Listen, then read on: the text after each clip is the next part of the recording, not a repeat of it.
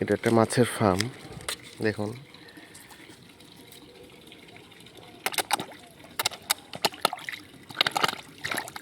মাছ তো পাচ্ছি, সঙ্গে কৃষিপণ্য ডেইলি হচ্ছে কৃষিপণ্য। এই দেখুন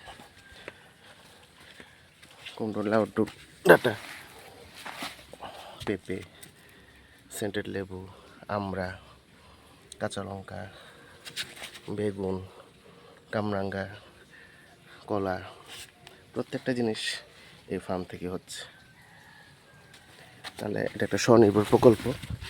কারোর জন্য একটা মাছের ফার্ম থাকে, সঙ্গে এতগুলো কৃষিপণ্য, তার বাজারে যাওয়ার আর কোনো দরকার থাকে না কারোর।